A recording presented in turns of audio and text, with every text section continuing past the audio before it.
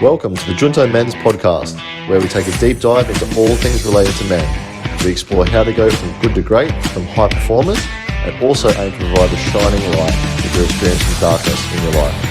Grab a pen and paper and enjoy the ride.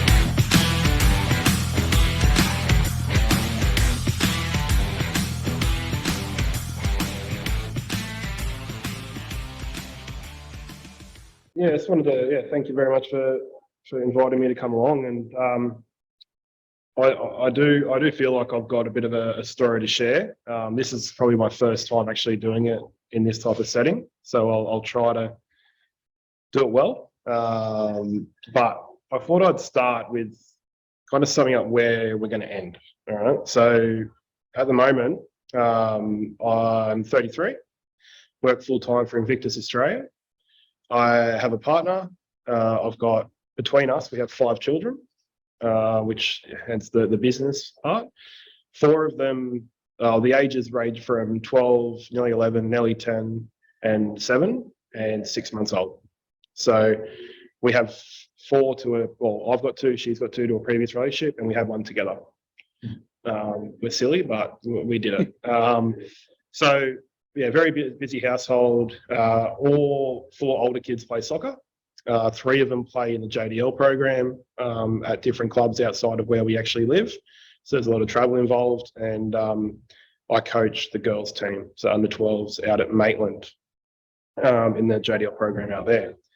As I mentioned, works full time now with Invictus Australia, and this is my first full time job post Air Force, and yeah, absolutely loving it. So I was pinched December last year from Soldier On, the CEO of Invictus.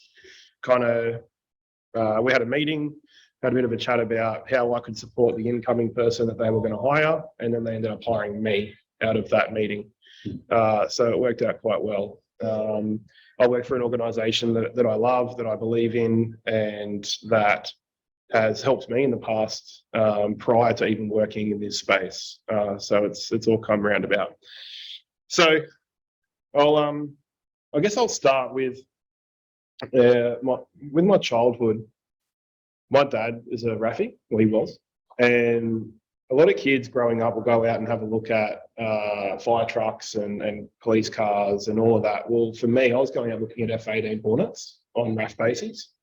And my dad worked on them, and I'd go pick him up from work and have a look at this Hornet that was just a monster when I was this big. And I always said, that I want to work on that. That's all I want to do.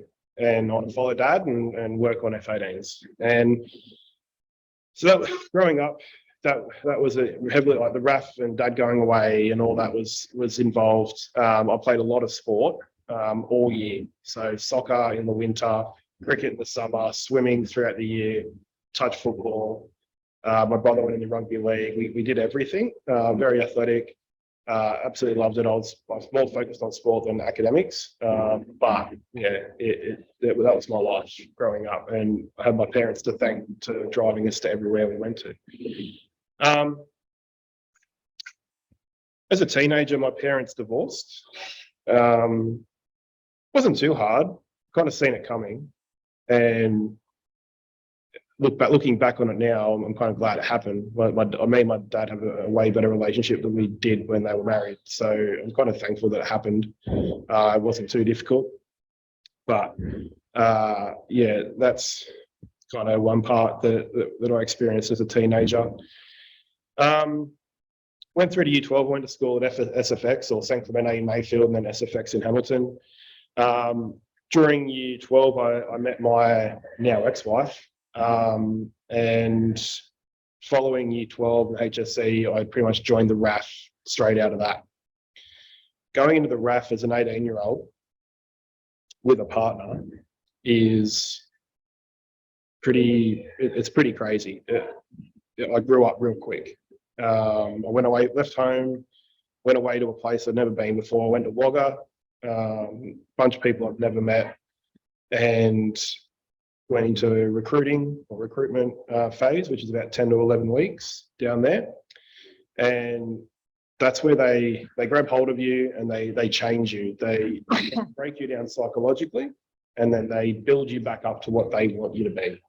So they break you down, and then they start rebuilding your morals, your values, your just everything. And stuff that you'd never worried about before is now ingrained in you. Like timing, for example, is one of them. You know, before going into the RAF, I didn't care about being late. Now I still can't handle it.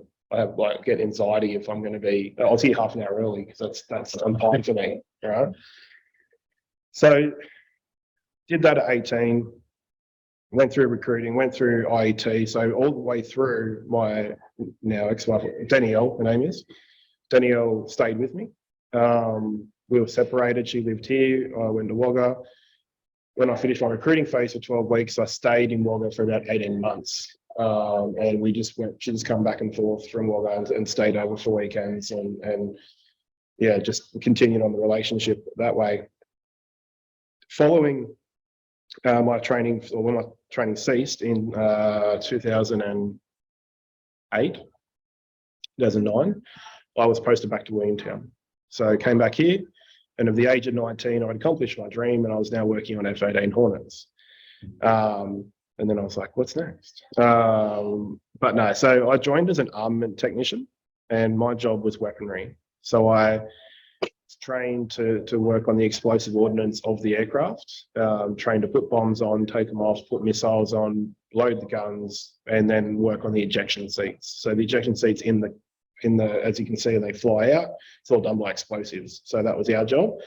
And a lot of my time in that role was actually working on those seats because they had to keep coming out every time the avionics boys wanted to work of something in the cockpit. So did a lot of work on those and become pretty good at the job, and did that for 4 years at Williamtown. During that time, I proposed, we got married in 2010. I was 21 when we got married. 2012, we had Lila, who's my oldest daughter. And then from there, with the RAF, there was a lot of going away. So I was, every 6 months for the unit that I was at, I was away either in Townsville or I was in Darwin. Now, during that time, I was young. I was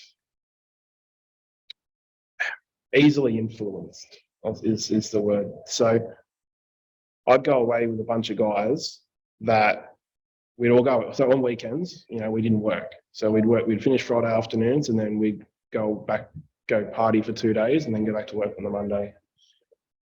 You send 30 to 40 blokes up away from their partners, away from their kids for 3 weeks, and the boys just cut loose. All weekend is come start drinking, right? And that's all we did. So during that time, let's just say I wasn't the perfect husband. I was young, I was stupid, and made some mistakes. But I didn't want it to ruin my marriage, so I kept it a secret.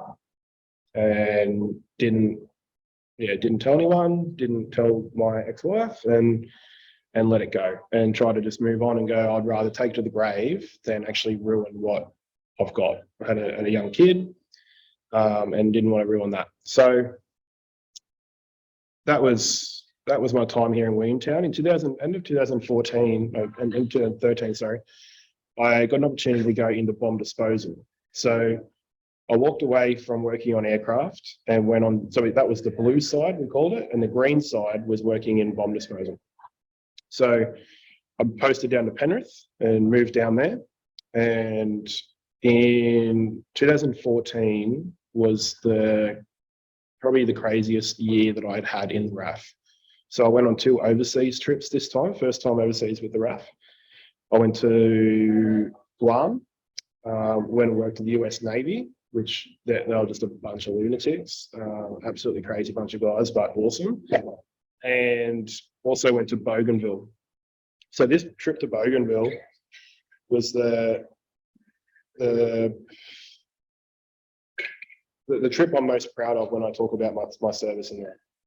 So the job is to go over on a Navy ship and we were to go and get rid of World War II ordnance that was left there from World War II. So we're going through the jungle looking for bombs, projectiles, mortars, grenades, whatever we could find that was left there from World War II.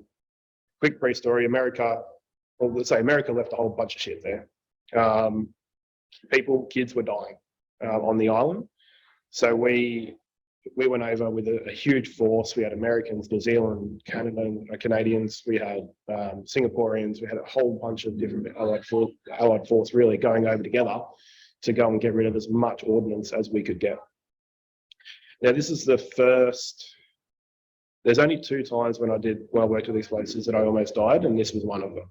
So we were doing a job. We had to take mortars out of the jungle, put them by a roadside. Navy were going to come in and take the mortars back to the ocean. Then they were going to dive down, blow them up in the water. It's a lot safer to blow them up in the water because over in Bougainville, there was heavily dense jungle. You couldn't see people. You couldn't see that you had a 300, 400 metre clear area. And there's kids everywhere. So we just thought we'll take as much stuff out the ocean, blow it up there. This day, we took 200 plus mortars out of the jungle, stuck them near a roadside, and the Navy never turned up. So my boss, one of the sergeants, he sent most of the crew back, and I was standing by the roadside with the radio. So I was the radio guy, so I had to stay. Now, we're standing around waiting, kept getting comms saying that just to hold out, the Navy, we hadn't made a decision yet, what was going on with the Navy. And then all of a sudden, there was a flash of light, the sound of an explosion, very consistent with a bomb or a projectile functioning. We had five grown men standing in this type of vicinity to 200 pieces of explosive ordnance with metal tails. In an instant, we thought we were all dead. We all had been around explosions before, and we all thought that's what had happened, and we were ready to kind of not wake up. We all opened our eyes, seen each other, and kind of just stood back and tried to figure out what can I swear? Yeah. What the fuck just went wrong, right? We realised that we stood less than 30 metres from a lightning strike, next to 200 pieces of metal. Our hearts were beating through our chests. We looked over, and a bunch of the 2 sergeants and the guide were all dived into the ocean or into the river. So there was a flowing river next to where we were. They all dived in to try to get away from the explosion. Me and the medic were standing closer than what you and I are, and we just braced. We just didn't move. So I then proceeded to get on the radio and absolutely lose my mind at whoever would listen. And then the major who was in charge of the whole operation got on the radio and had to go back at me. Which, my boss kind of said, look, if anything comes from it, I'll say that it was me on the radio. I'll take the blame. So it was one of those moments where you kind of you pucker up a bit and you freak out. But one of the things that we had with working with explosives, we might to call it a poo emergency. Yeah. So one of the things that we had when we're working with explosives is there was a real piece about knowing that you wouldn't even know if something went wrong, because there was times where I was standing on a 2,000 pound bomb, 500 pound, 1,000 pounds. And then we're working with in bomb disposal, we're working with plastic explosives and different stuff. And we were working with the amounts of explosives we were working with. It was like, you were either going to wake up in a hospital or you weren't going to wake up at all. You pretty much would have no idea that anything went wrong. You just would stop. Everything would stop. So there's a real peace in that. We talk to people about it, and people don't necessarily understand it. And some people think we're weird, but when you're working with it, it was peaceful. It was kind of, because we had people as well go like, how can you do it? Like, I had a young daughter at home, and guys are like, how can you work with that stuff? And it's the same, coppers going to work every day. It's you you're trained. You're trained to handle situations. We were very well trained in how to handle explosives and how to do it safely. So that's how we went to work.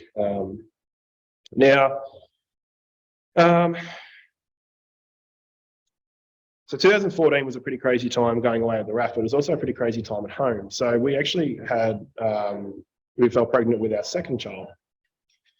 And we went to the 12-week scan. Everything was good, nothing wrong. And then we went to the 20-week scan to find out the sex.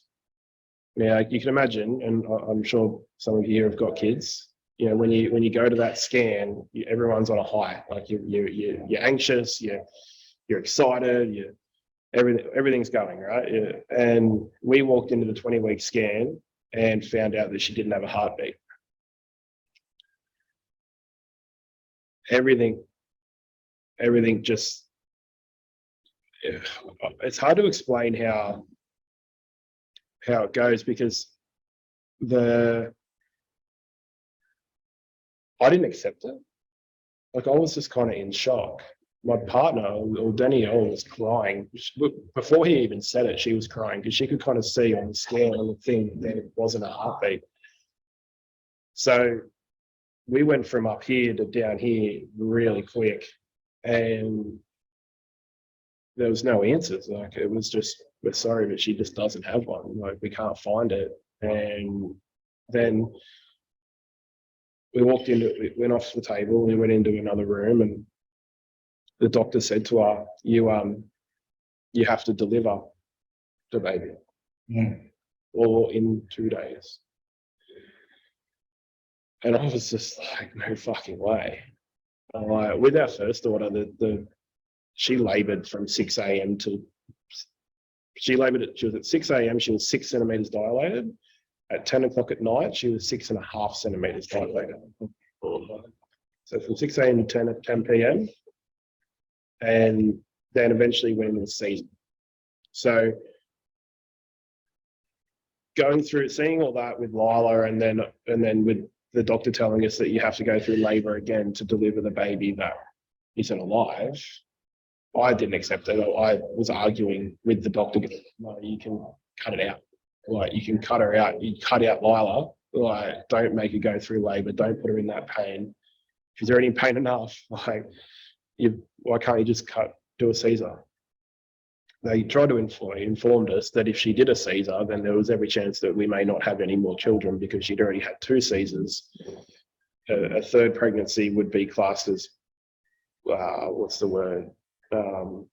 High risk. The insides may just open up. Like, so we wanted more children. So we went through the labour, and I remember I was just not functioning in that room. And I asked her, she could see it, her mum was in the room with us, and she could see it, and she told me to go have a break.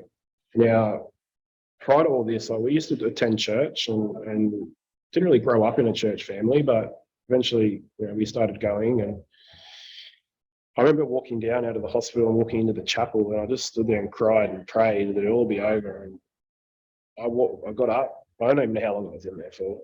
When I walked back up into the room, and it was done. So she had delivered Aria. We called her Aria.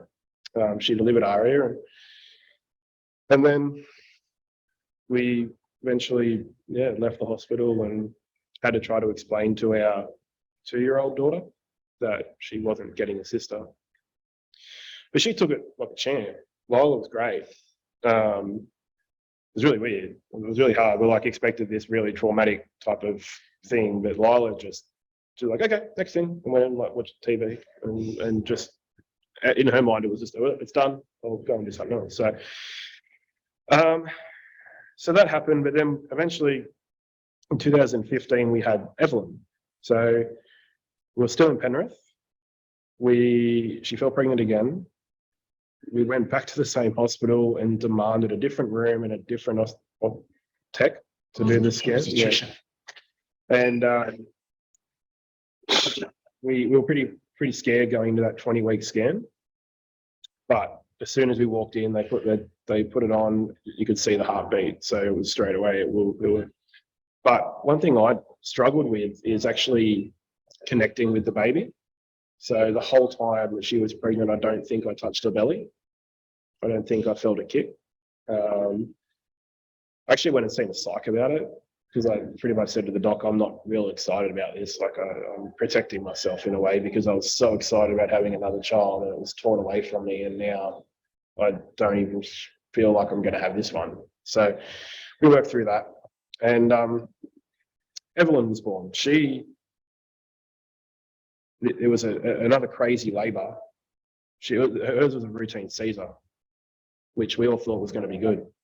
And it all turned to shit. It was probably worse than the first one. So when they cut her open and cut the sac, Evelyn shot up into Danielle's ribcage and didn't want to come out.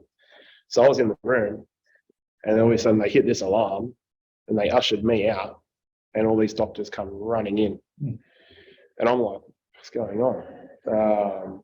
And she's still awake at that stage, and she's freaking out. And we find out later that she jumped up and got startled and jumped and went up this way, and they couldn't get her out.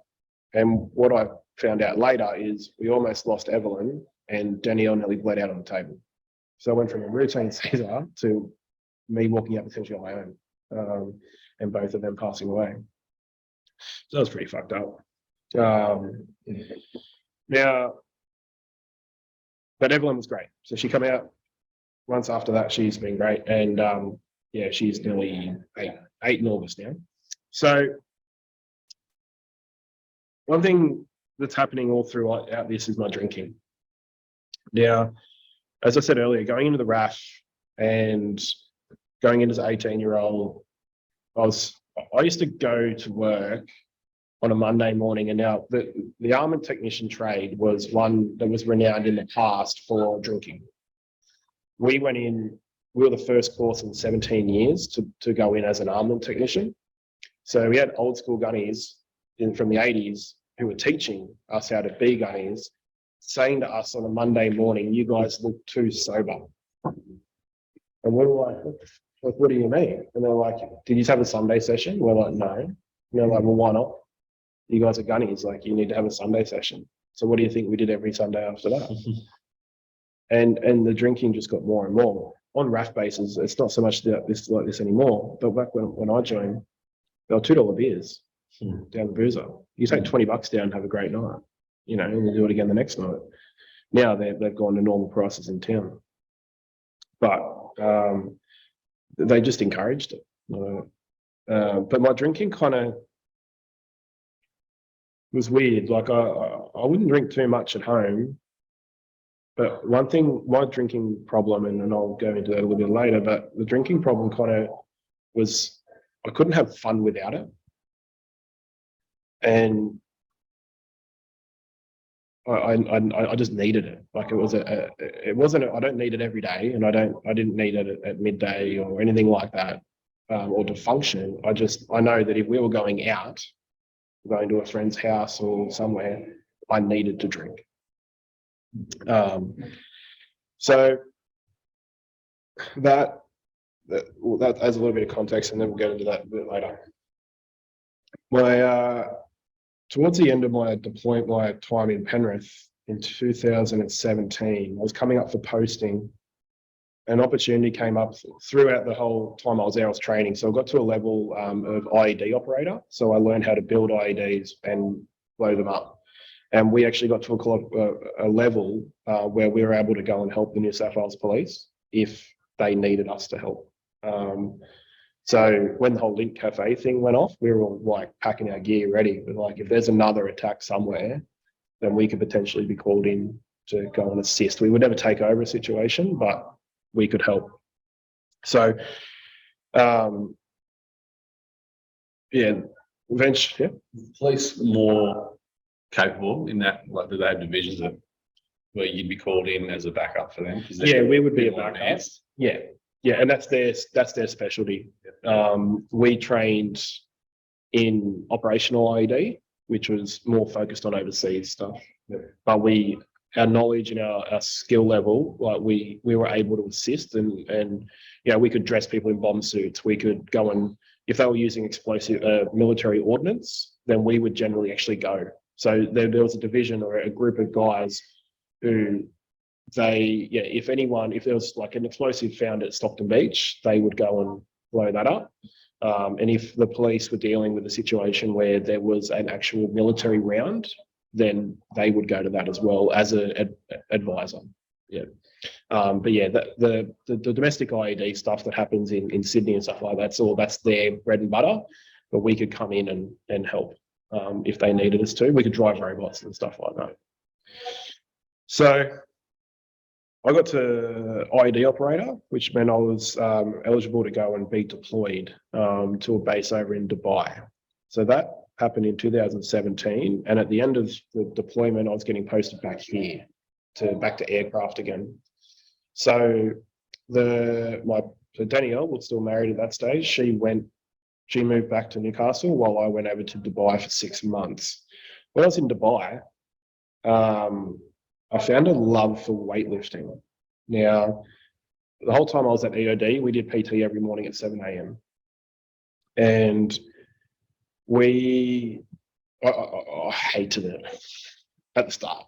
I was a technician on aircraft. The only thing we ran for was the smoko truck at 10 o'clock.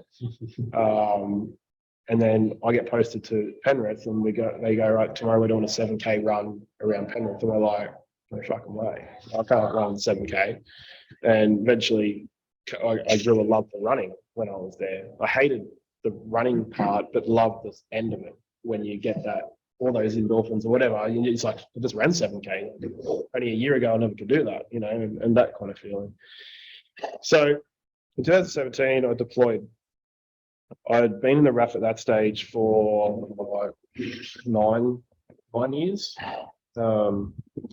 And when you join, that's what you join for. You join to deploy. Like everyone wants to go overseas. Everyone wants to go and represent their country, serve their country, and go into a war zone or go to on a deployment. Everyone wants medals and all that kind of stuff. So my time came up. Like I got to the qualification and eventually got the call up to go.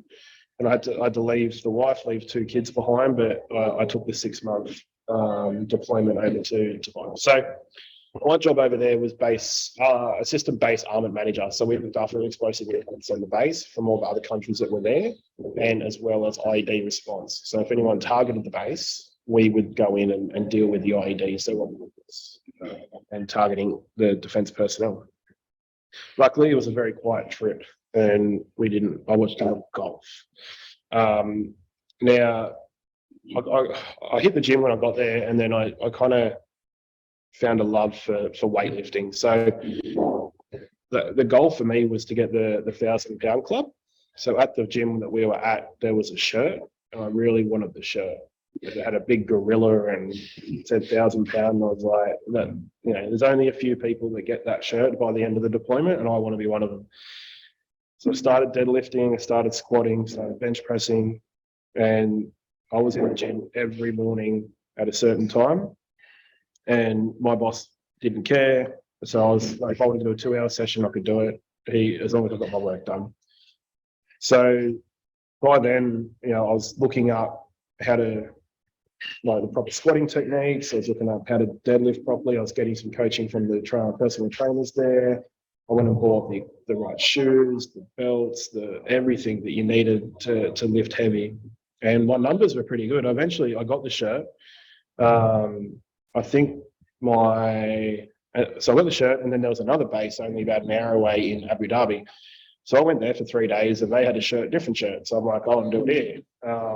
So my numbers in that one, I ended up getting 1,100 in that one, but I hit about a 180, 190 deadlift, a 127 bench, and a 160 something squat, and felt great, felt strong, loving life. And then one night I was sitting there and I thought, I'm really enjoying this. I want to continue this when I go back to Newcastle. I'm going to look up and see if there's any strongman competitions. So I started watching, the Thor and those World's Strongest Man competitions. And I'm like, I wonder if there's anything like that in Newcastle. in Sydney, and I thought I'm never going to win anything, but I started loving it. Now, the next morning, I went to the gym, as I usually do, did my normal warm-up, normal everything. I started building my squat, and eventually got to 127. So I got 127 kilos, and I can't tell you what rep it was, but something happened, something went drastically wrong on one of the reps, and I thought I broke my back. Like I thought the pain was extremely, what I could only imagine was consistent as you breaking your back. I threw the bar and fell on it and started screaming. The pain was just next level. And it's kind of funny. And the only other person in the gym was the cleaner in the back corner with noise cancelling headphones on. So I was screaming and he couldn't hear me. So eventually he looked over and seen me in a really weird position in the squat rack, screaming. So eventually he came over, tried to help, realized he couldn't help me, and called the medical staff. So they've turned up straight, like they done their quick assessment, realized I was in a shitload of pain and something was drastically wrong. The only thing that psychologically that I can remember doing in that instant was wiggling my toes, because in my shoes I could feel that I could wiggle them, and I'm like, okay, I haven't snapped my spinal cord. If I did, I wouldn't be able to do that. So I was focusing on that. All right. So they turn up and give me the green whistle straight away. We get on the stretcher, go to medical. And when you're on deployment in that situation, you become friends of everyone. You're having dinner with everyone every night, breakfast, lunch. Like you're seeing the same people every single day for 6 months, and you're living with these guys. So I became really good friends with the medical staff and the doctors, and I was actually playing golf with the medical staff the day before in Dubai. And I got a photo, and I look at it all the time, and I'm like, that's the day before, and it's a beautiful photo because I'm on a golf course in the middle of what looks like the CBD of Dubai. There's skyscrapers everywhere, and then a golf course in the middle of it. It's beautiful. But so I was surrounded by all these medical staff and doctors and freaking out. The part of the joker in me, because my job over there was explosives, right? I had my phone, and I had an IV drip in. And I sent a picture of the IV drip in my hand to my now ex-wife with no explanation. And she was not happy. She kind of freaked out, but then she's like, wait, he goes to the gym at that time, and called me and had a go at me, and told me that I told you you're going to get hurt and all that kind of stuff. Anyway, they got me up off the bed and they told me I had to walk. And I was like, no way. And they made me, so I shuffled around the edge of the bed onto the other side, got back in. I stayed overnight in the medical facility. The next day I was able to walk a bit more and eventually got to a point where I could walk around the medical building. So they sent me back to my room. So I stayed there for a week and only walked from there to the mess and for lunch, and then that's the only thing I did for it, and it was quite boring. But eventually went and got a scan done. So I went into Dubai. They had to wait for it all to calm down to go and get us. They couldn't do it straight away. So went into Dubai. They come back about an hour later. The report was sent back to the doctors, and I sat with the doctors there and went for about 2 hours, went through the scan, and you could clearly see that my L5S disc went flat. So I didn't break my back, but I herniated and split and ruptured my L5S1 disc. So I was quite relieved at that stage because you could clearly see what was wrong. And I hated it. Like, I didn't like that it was there, but what I did was the pain to be there with no answer, because I know a lot of people who've got back pain with no explanation. So I was kind of relieved when I'm like, sweet, there it is. And the doctor said to me, it's a 6 to 12 week recovery. I think. And anyway, a week later, I was sent home. So I missed out on about a month of my deployment. So that was about 5.5 months. I came home and I started the new phase of my life as a stay-at-home dad with a back injury, doing rehab. So my life was school drop-off, doctors, and at one stage, or for a long time, I had a physio, I had a psychiatrist, I had a psychologist, I had a GP, I had a surgeon, and I think an exercise physiologist as well. So I had every day I felt like I was going to a doctor's appointment. Now, waiting rooms become my friend. Like that's where I was every single day, in a different waiting room. And then I was going back and picking the daughters up, bringing them home. I was cooking, cleaning, all trying to do that while with an injury. And I was at that stage. I was on the medication I was on was. Everyone heard of Plexia before?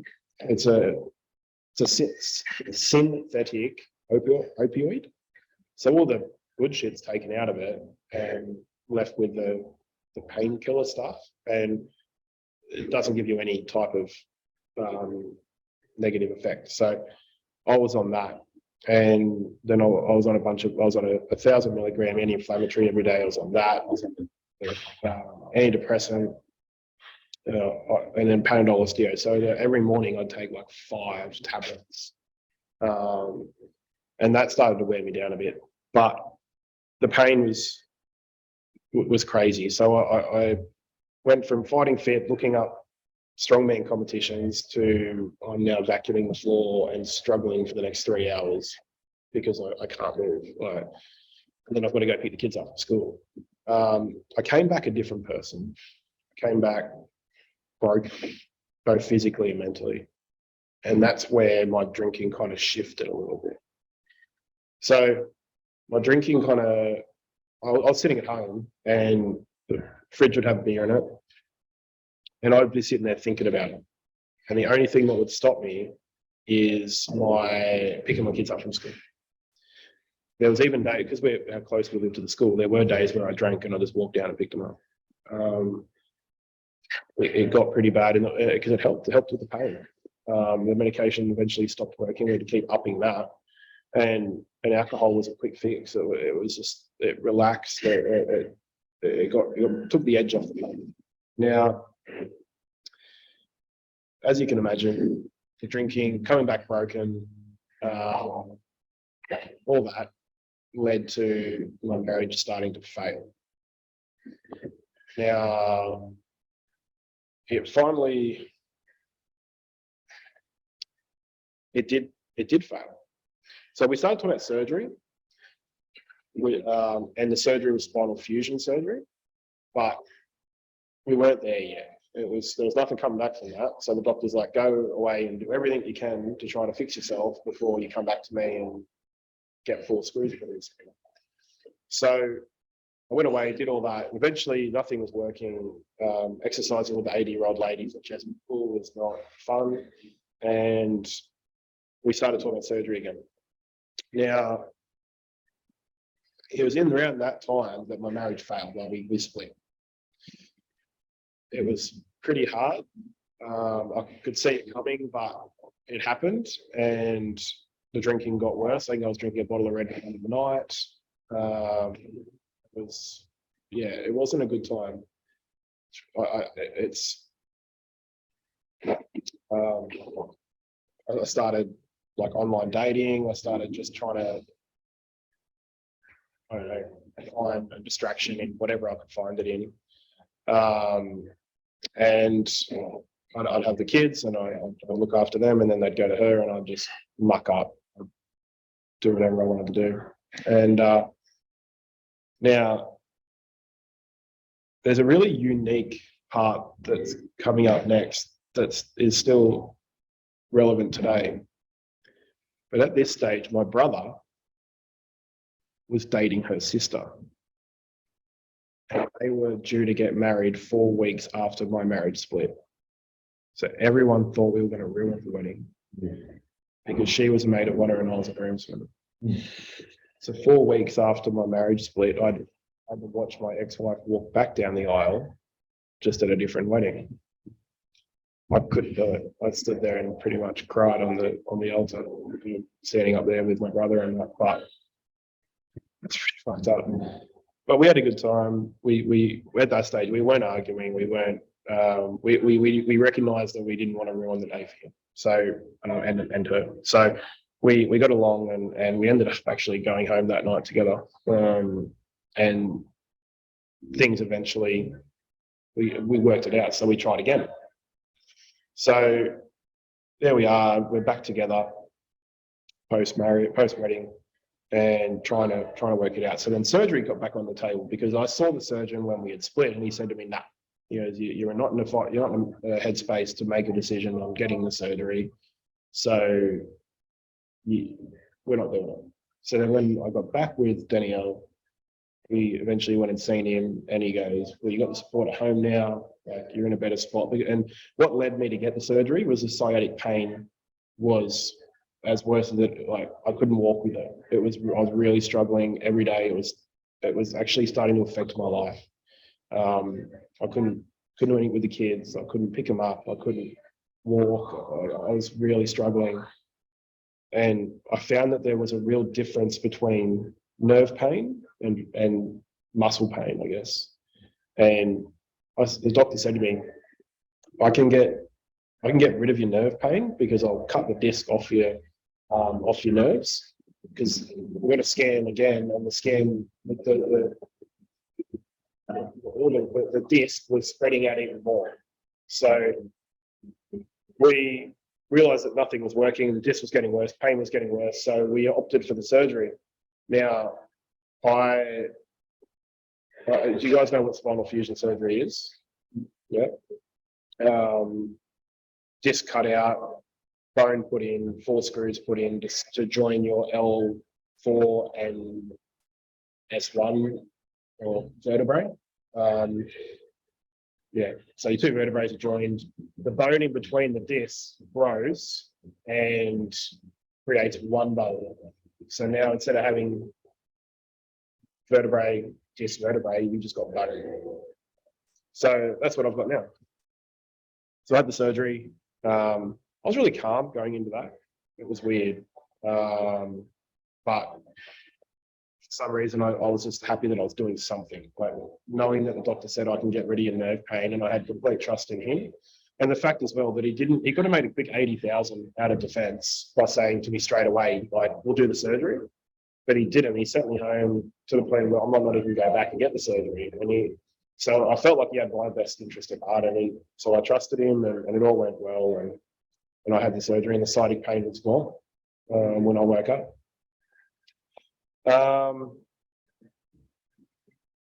Shortly after that, she left again. So now I was recovering from surgery, marriage separation. My drinking was pretty bad, and I wanted to die. I pretty much, it was pretty close to attempting suicide. I was drunk. I left where we were at. Marriage had broken down. It was clear as day that she was leaving again. And I started walking down a busy highway, ready to jump in front of the truck. The only thing that kind of stopped it is my dad pulled up behind me and got me in the car. So,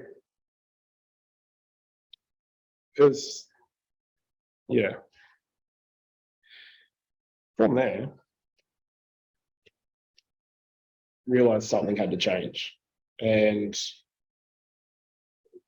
because of what was about to happen, my stepmom, who's a nurse, her daughter had gone through, my stepsister had gone through some hard times, mental health, and went and stayed at a hospital. And my stepmom made arrangements, and I went and stayed at Warners Bay, Lakeside, for 4 weeks. And absolutely shitting myself.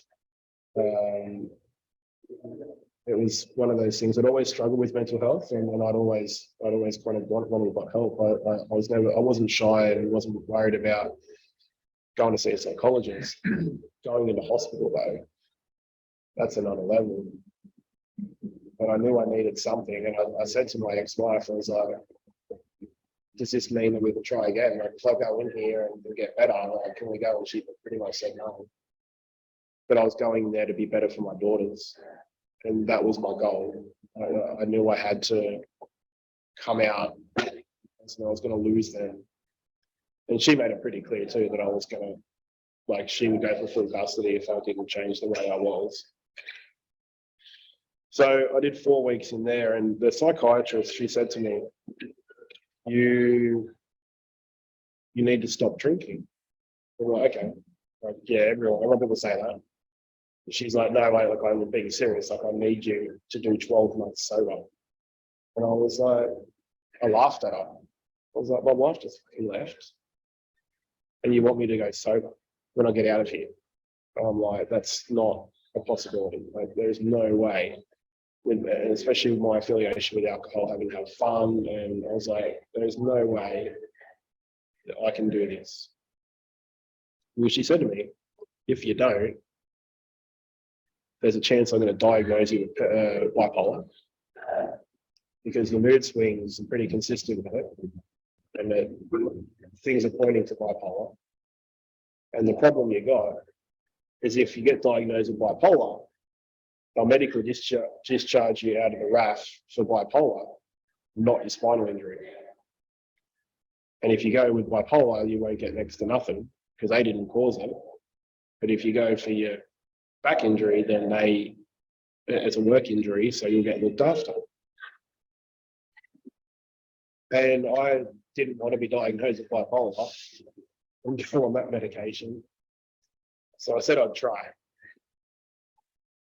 Well, I went home, lived with my dad for a bit, and the week after was his 60th birthday, and we all went away for 2 days, and I was surrounded by people getting drunk. It was like baptism of fire. Like, it was hell. But I stayed strong and I didn't drink. I kind of distracted myself. I hung out with all the kids. I tried to make myself busy and go, I'll look after them while you guys go and get drunk, and did that. So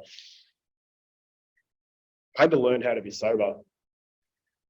And part of that was learning how to, my thing was not being able to have fun without alcohol. So my psychiatrist said to me, you need to learn how to have fun without it. So I started looking for ways to do that. And I ended up like still going out. I was single, and I'm like, I'm gonna be the deso driver. So I kind of took on that role and started hanging out with people and going out and still having a good time. And one thing I found is when you stop drinking and you tell people that you don't drink, the first thing people do is they justify their own drinking to you. It's really funny because I don't care. But someone asks to buy you a beer and you're like, sorry mate, I don't drink. And they're like, oh okay. Right. I only have a couple. I've only had 2 tonight. I'm like, yeah, sure. Let's have a bowl. Yeah.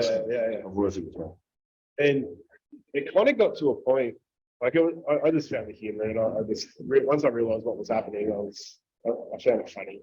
And I eventually, when I was going out, to get rid of that I'm not drinking thing, I started drinking Coke Zero in a 7 glass, because it looks like you are drinking, but you're not. So the bartenders will look at me weird. And I'm like, I want a Coke in a 7. And they're like, but it got people would stop asking. People would, you sit in the Coke, a can of Coke Zero. It just helps me. So the one thing in that little journey that I had when I was sober, I started questioning, like, what's wrong with me? Why can't I drink? why is everyone else in this club drinking and I can't? What's wrong with me, and why are they okay to do it? And I was really, it started chewing me up, and I hated it. I hated that idea that there was something wrong with me. And I was like, do I just test it? And then I stop myself. And it was just, I ended up speaking to the psych about it. And she said to me that there's nothing wrong with you.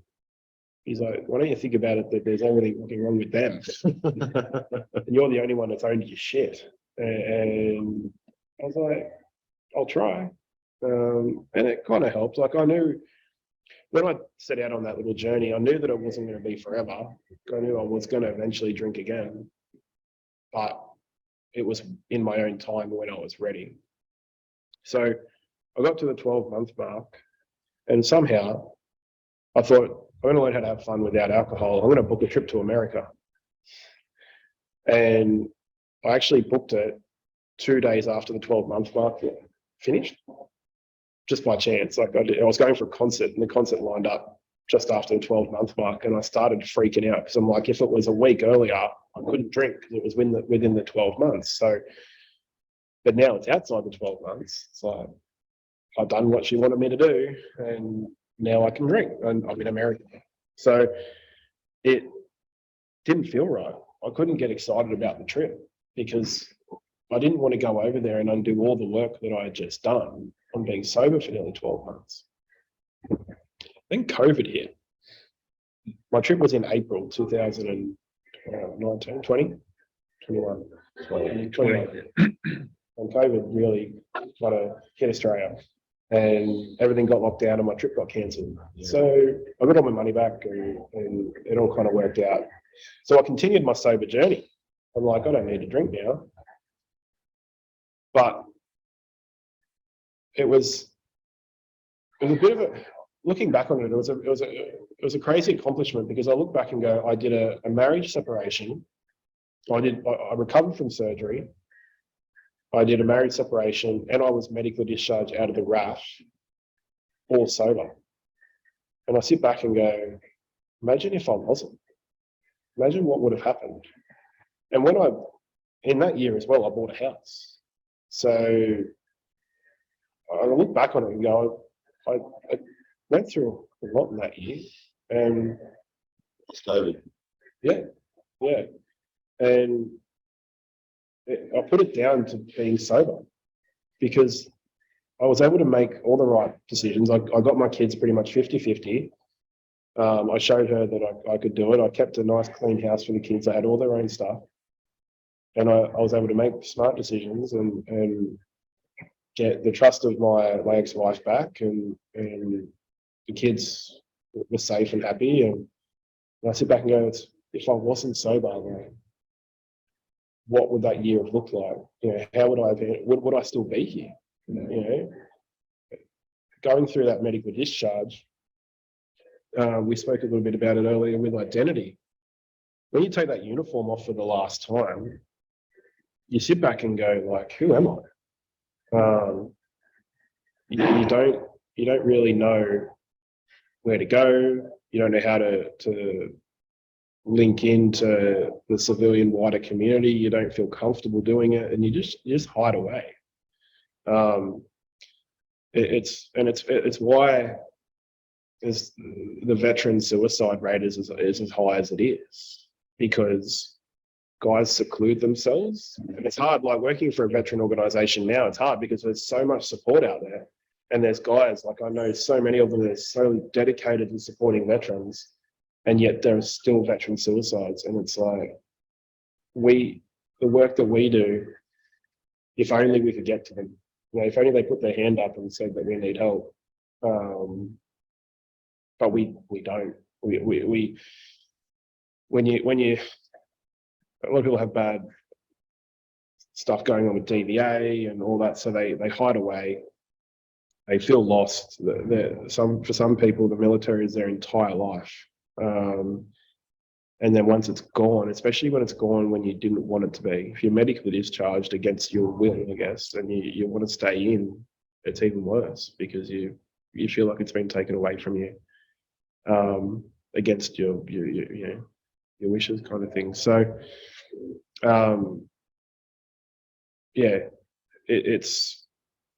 that's one of the massive challenges that veterans face is taking off that uniform and figuring out what's next. Because when you're in, that's all you think about is you're in. Like, you're like, I'm going to be here forever. Some people will have a better plan and they go, I'll do 10 years and then I'll get out and have things lined up. And not all veterans struggle when they get out, but there are many that do. And one of the big things is the camaraderie. It's the friendships. They disappear. When I posted back in injured, I didn't go to work. So I came to a new unit and I didn't really know anyone. So if I had gone back to my other unit where I was there for 4 years, I would have been much more supported. I probably would have had guys coming around of an afternoon for a beer or come and check in. But because I was at a new unit, I didn't have that relationship with the guys there. So I wasn't invited to anything. No phone calls, no nothing. I was just left on my own. So, it is one of the struggles, and that's why I look at a place like this, especially for the men, it's so vital. Seeing all you guys around here tonight, and the trek that you are doing, the camaraderie that will build and create is special, and it's something that it is heavily missed when you get out of the forces. So post-discharge, I had a bit of time. So my medical discharge was a long drawn out process, but I struggled through, even when I was still actively like in the military, getting paid. I was a corporal in the Air Force, but I wasn't going to work. So even then I was like, I'd talk to people and go, what do you do? I'm in the RAF, but I'm actually like, why have you got a beard? I was growing my beard out at that stage. I'm like, why have you got a beard? Like, well, I'm not working, I'm broken. And you start going down that. And so your identity and purpose in life all changes. But then I saw an opportunity and I thought, I need to do something, because when I was being a gunny in the Air Force, I didn't have really any qualifications that are on the outside. I contacted federal police, I contacted other civilian defence community organisations, but with a back injury, they weren't going to let me work on F-18s anymore and stuff like that. So I had a full reshuffle and look at a redirection on a new career, and I wasn't skilled though. Like, I didn't have any qualifications to go and do anything on the outside. Qantas don't have ejection seats, so I couldn't go over there. So I went to university, and I was never an academic, and I never probably will be. But one thing that really helped me was going to uni and integrating myself into another big organisation. And I was surrounded by people going for the first time. And something about veterans is we just gravitate towards each other. So in one of my first classes, we walked out, and next thing you know, there's 3 guys standing there, all who had served, meeting each other for the first time. And we all just recognised that we had somehow, I don't know how, but we just figured out pretty quickly that we'd all been in the service. And so we ended up becoming mates. And next thing you know, the next day you go to uni, you're catching up with them, and it all helped. I do the Open Foundations thing, so you could go into uni, and I started a psychology degree. So I thought, I'm going to be a psych, feel like I've got some stuff to offer, and I'm going to go help veterans. I started a psychology degree, and that shit's tough. That's hard work. And I had 2 kids. I was doing 50-50 custody, and I did not have the mental capacity to learn about even the brain. Like, the science behind psychology is insane. And I thought it was, let's go learn how to talk to people. And it's not. So I passed first year psychology somehow, and then switched over, went to social work. And I did this is all through COVID. So I went to uni before COVID, started a psychology degree, went to a couple of weeks of lectures, and then April, everything locked down. So then I started doing home uni. And my mental health went down because I went to uni to go and be around people. Now I'm at home studying on my own. And that's where I was affected. Everyone was affected through COVID in some way, and that's how I was kind of affected in a way through the social isolation. And I live out in Madawi, and it's a nice area, but I really enjoy walking in Newcastle, and I couldn't go, so that was a hard thing for me. Once we all started kind of opening back up, I went into volunteering, and I was getting paid to go to university. So the DVA was sponsoring me to go to uni. So they were paying for my uni degree, and they were paying me to go to uni. So I was a uni student on 90,000 a year. Like, I was eating Subway every day when I was going there, and everyone's eating 2-minute noodles, and I'm like, this is great. So they I had time, like I had money, like I didn't need to work. So I'm like, I'm going to get back, I'm going to go volunteer. So I started volunteering with a couple of veteran organisations, and one of the main ones was Soldier On, which then led to a job with them. Now, working in a veteran organisation and being a veteran is quite weird because you've got to separate sometimes, but it's really hard to. But the Soldier On's is a great organisation with a bunch of different services that it's a holistic service, holistic organisation that looks at mental health, looks at social connection, looks at employment and education and all that.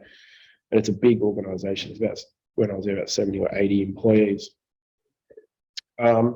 Really enjoyed my time there, and I was working in social connection. So my job was to provide opportunities like this, really, to veterans, and that's how I met Michael. I was coming here to try to get veterans engaged with the junta, and it got hit a brick wall in a way because Soldier On wanted veterans to engage with veterans. I wanted veterans to engage with the wider community in a safe place. So it hit a bit of a brick wall, and that's why I didn't get to work with him last year. So working for Soldier On, I eventually got headhunted in a way from Invictus. Now, Invictus is a completely different organisation, and the team at Invictus is about 13 people across Australia. I'm the only one here. And I'm the regional manager for Northern New South Wales. So I now, instead of focusing on Newcastle, I now look at supporting veterans all up the East Coast, up to Tweed. So it's a great job, and what we try to do is link people into sport, and recreation. So there's a real power in sport that can improve people's lives on so many levels. We have the Invictus Games that happen every 2 years that people know about. Prince Harry started it, and one of the first questions I got when I started with Invictus was, are you going to meet Prince Harry? And I probably won't, but he started this movement, and it's really trying to just use sport to improve their social connection, improve their physical, mental health, just purpose. And it's one thing I'd spoken about a little bit earlier about losing purpose and identity. Simply going and being a volunteer at a sporting club can create purpose. All of a sudden, on a Friday night, you're not drinking as much because you've got to go down and be a volunteer at the local footy club. You've got to go mark lines, or you've got to go be a ref or coach or whatever. So that's what we try to do for the veteran community now, is try to highlight what sport can do for people and try to identify ways that they can get involved and give them opportunities to try different sports that they may not have had an opportunity to try, in the hope that they will love it and then potentially take it up and continue on their own. So it's empowering them to be able to go and do something on their own. So we won't run an activity, let's say lawn bowls, we won't do a lawn bowls activity every week and encourage them to come along. We'll do it once, give an opportunity to meet the club and the members of the club in hope that they build a connection and they go back and bowl again with them. So that's kind of where I'm at now with working full time working from home, which is kind of tough with 5 kids. Noise cancelling headphones work really well. And yeah, it's been a bit of a journey, but one thing I want to highlight is getting help. I think I forgot to mention, I actually went into hospital again. So I did 2 hospital stays. Second one was a bit shorter and through COVID, and it was terrible. But I'm seeing a psych now at the moment. And I think, I think everyone needs to see a psychologist. I really believe that even if you're well, and if people can benefit from seeing a psych. I try to talk to my partner about this, that, you don't need to be in crisis to go and see one. Everyone's got something. Everyone's got some kind of unprocessed shit that eventually will come up when you least expect it. That's the scary part, is why they don't go in there, Yeah. because something will come up. Yeah. Exactly right. They're worried that it will come up. You service your car when it doesn't, when there's nothing wrong with it. Mm. You know what I mean? Yeah. It's also that succession or preventative or improvement advantage work rather than, Yeah. you know.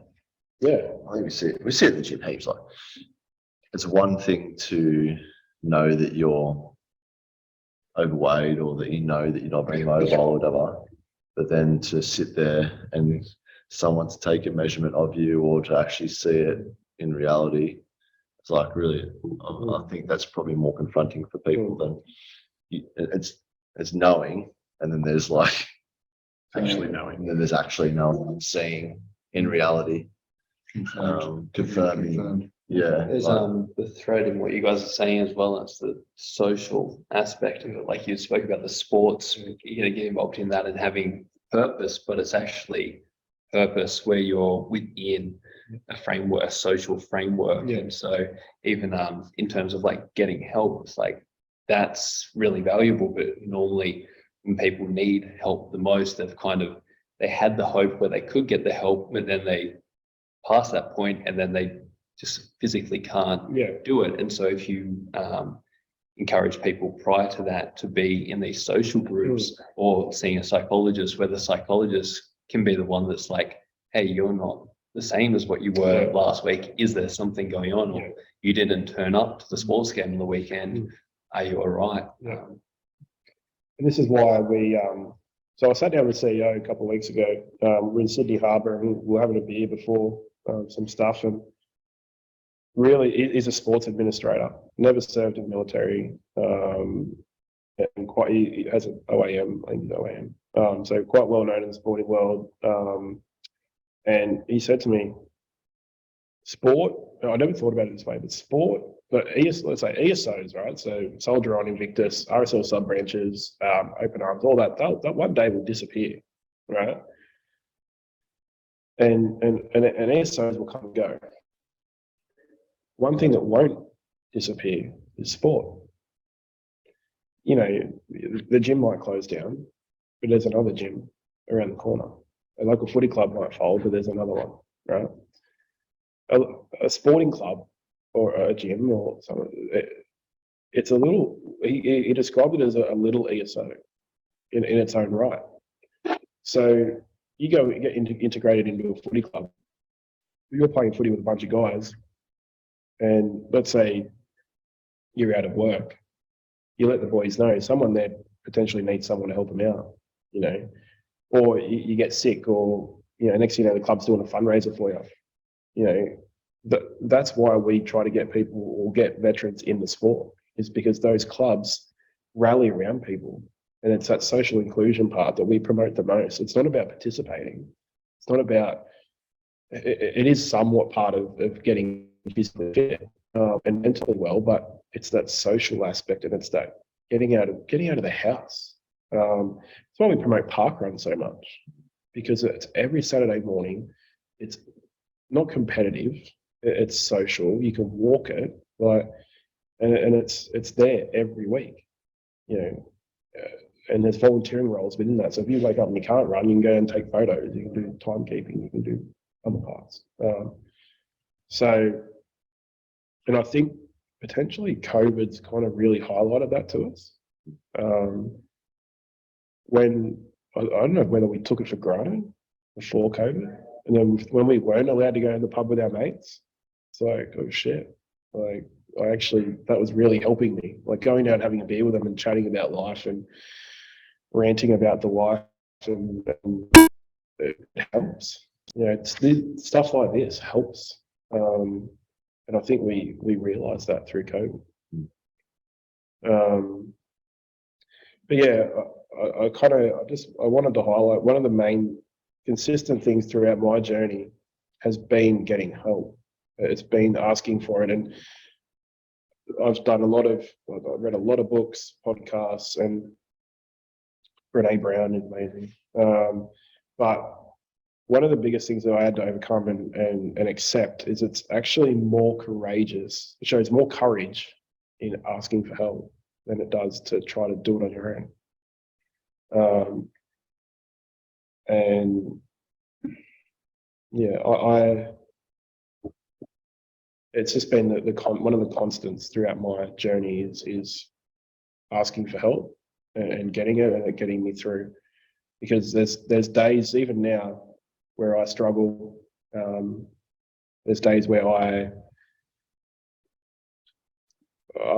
think about not being here anymore, and I sit back and feel guilty because I sit back and look, I've got beautiful children sitting around playing in the house, and I've got a partner there that I love, and then I have this thought of I'm not going to be here, and it's like, why would you think that? And I still fight with that now. Gratitude, all that's helped me overcome those feelings, and sitting back going, you know, I'm grateful for what I have. And one thing with my back injury, and it's a pretty big point actually. Actually, I don't hate my back injury. I don't resent it. I accept it, and I live with it. I live a really full life with it. I don't let it stop me. I'm in pain every day, and I'm completely off medication now.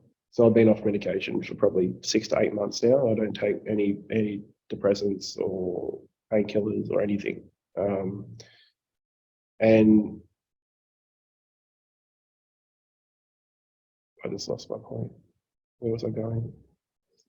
I don't hate it because what it's done for me is I bought a house. Like DVA really looked after me. You know, the compensation I received, I went and bought a house. I have, you know, I've got a house full of really nice furniture. I've got nice cars. I sold that house and I've just bought a bigger one. And I sit back and go, I wouldn't have this if I didn't have my injury. I was never back before my injury. I would never have dreamt of buying. Like we weren't financially in a position to buy a house, and I never thought I would. And I'm only 2 weeks away from moving into my second one, and I sit back and go, how can I hate it when I've turned it into a positive? You know, a lot of people who have served and get a large lump sum money from DVA when they get out of the military, they go and blow it. You know, I went to a financial advisor and told him what I wanted to do. Man, I'm so stoked you're here, you know, because the amount of people I've seen who come here with what they like, with a number that, you know, there's 300,000, let's say, and he goes, I see them 12 months later and it's gone, and they have nothing to show for it. They drank it, they hit drugs and gambling, and because they were struggling so much with their discharge that they sought help in all those other things and blew all their money. So I looked at how do I turn this into a positive, and university was one of them. Buying a house was another, and because of that, I now sit back and on those bad days where I might have a bit more pain than others, I sit back and go, it's okay. Like it's all worked out. Probably when I get older, it'll probably be worse. But you know, being in my 30s now, like I'm living a full life with it and trying to see the bright side of it instead of focusing on, oh shit, I've got 4 screws in my spine. Because I think if you go down that rabbit hole, it gets pretty dark. But if you can find a positive, you can look for it, and it comes down to, you know, even if it's just practicing a little bit of gratefulness, and then you'll be able to identify, well, holy shit, like I've actually got a fair bit, or I'm doing pretty well. So,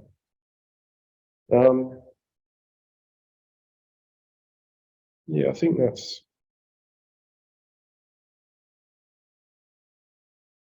kind of the journey now with the Anzac Day and with what you guys are doing for Invictus. It's a pretty special time of year where we all come together around Anzac Day and remember what the Anzacs did. And yeah, it's pretty special what you guys are doing next week. I think these are crazy. I had a team meeting today with the CEO and the marketing exec, and I just said, these boys are nuts. And it's definitely nuts. Yeah. Dr. Tommy, sir. It's been written down. So It's a hard copy of it. But no, the money raised, it will go to supporting the local veterans here in Newcastle. It will go to creating an opportunity for them to get out of the house and to try something new and hopefully continue growing with that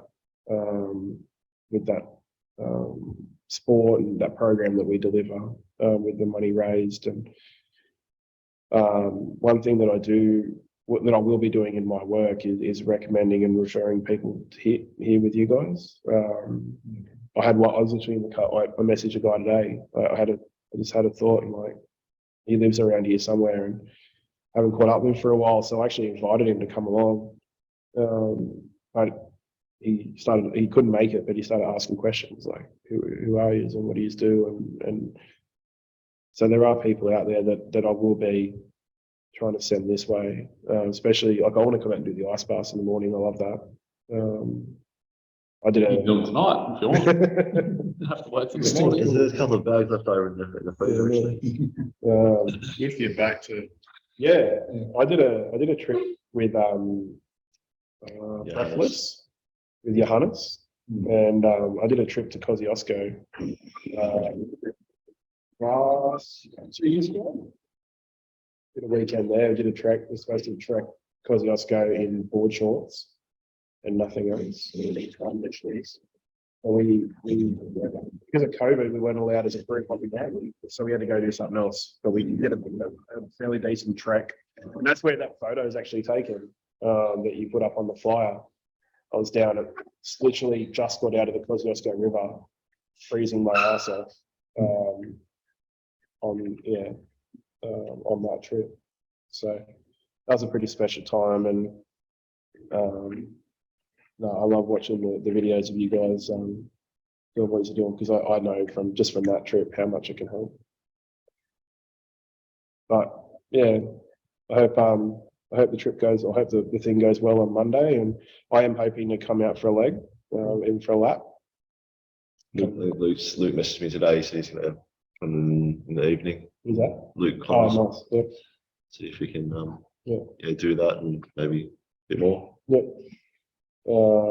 Yeah, Luke's a great guy.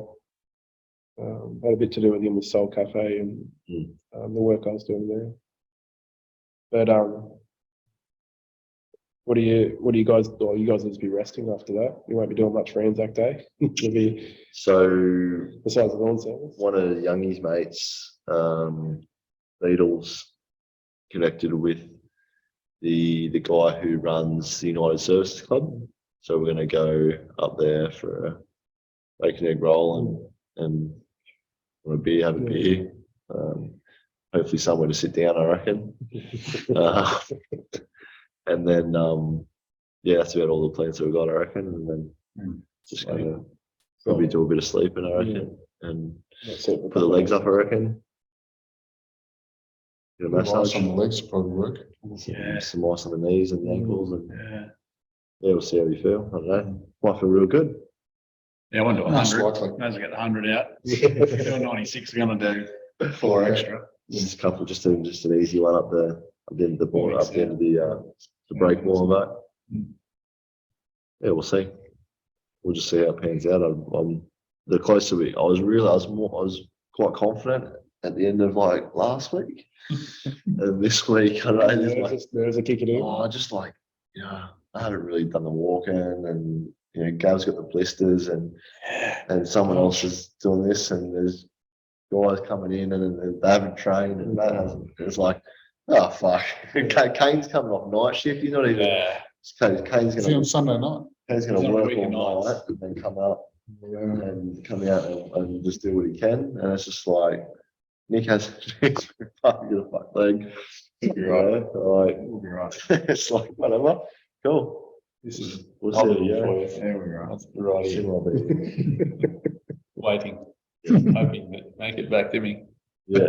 Yeah. So yeah, we'll just, I don't know. It's just a casual walk in the park, really, isn't it? Just a little, mate. A long walk in the park.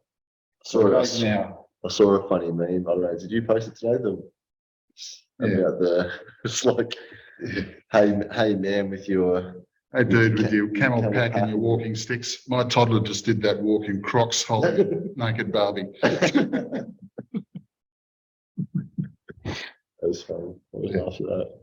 So, thanks very much, mate. It's So that was awesome. Appreciate you sharing that with us. yeah. No worries. Mate, it was very, very raw and touching and appreciated. Oh, cheers. Really appreciate it.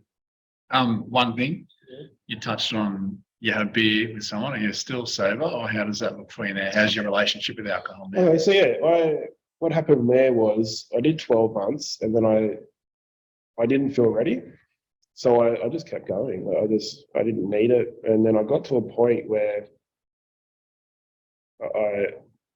I just felt ready. I just knew it was right. And I was sitting on Sydney Harbour and I ended up having a mid-strength beer and it didn't feel bad. I didn't feel like I'd failed. I felt like I had changed my mindset when it comes to alcohol. So I do drink now.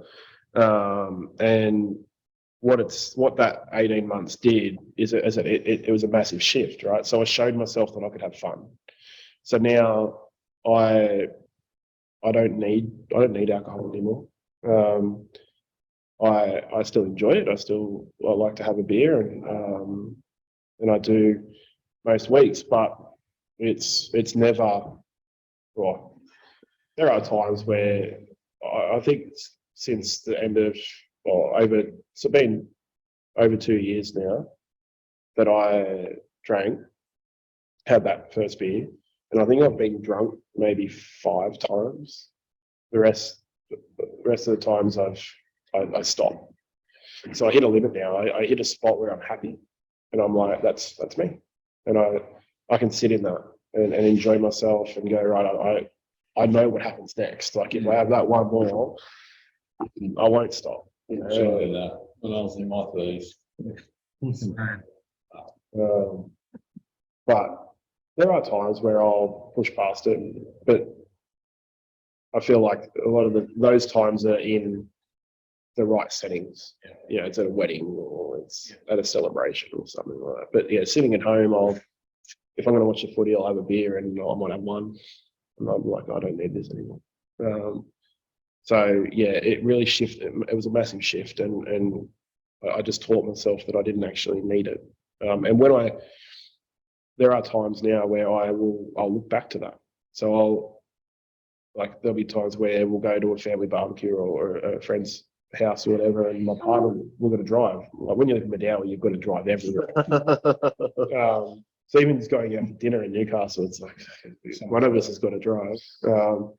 So there'll be times where I'll go, oh, first instinct is like, I want to drink, like I have to drink or I want to drink, and then I'll go, wait, no, like you drink tonight, I'll drive, and you just tell yourself like, it's gonna be fine. Yeah, and I've done it before. I have started a good time, and because I showed myself that I could do it, I remind myself that it's not scary and that I can go out and have fun without it. I think that's a really good one. I don't think I was the designated driver once in the first 20 years that I knew my wife, but certainly the last 5 years, I do it more than 50% of the time. These days, most of the time, I'll drive. And happily, I'm 2 beers, done. Because you don't trust her driving and you want to get home. No. It used to fit me right, because she would only ever have one glass of wine anyway. Yeah, you go, You basically have one glass of wine, and she'd go, "Oh no, I won't have one. I won't have a glass if I'm driving." And I go, "Oh, for fuck's sake, have a glass of wine, and then you drive, and you're not losing out, and I'll have 25 beers." You know, why do we both have to lose here? That's common sense. Yeah. But now it doesn't, it just doesn't bother me, and it's almost a bit of a relief. You know, we'll go out for tea. Yep, I'll drive. Yeah. Cool. It's good. I like it. I guess what you said was showing yourself that you can go an extended period of time where you're not using it as a crutch, like on a daily basis, or you can show yourself whether it's 1 month, 6 months, or 12 months. It's that. Anything you need on a regular basis has more of a control than you do on it. Yeah, it comes down to you have to show yourself, because if, as I said, the psychiatrist told me that I had to stop drinking, and I laughed at her, like there's no way, and I don't need to. Right? One thing around sporting organisations, and I've found it from recent times, is the alcohol culture around sport. So I recently got back into sailing. I didn't do it for 20 years and got right back into it, but I found the culture around, you'd finish sailing, go straight back to the club, 20 beers gone. And I was like, whoa. I need, where is this space? It's not, it's not even a feeling. It's, Well, that's the thing about RSL sub branches. And I meet up with a fair few of them around Newcastle, and I say to them, they go, "Why can't we get younger veterans in here?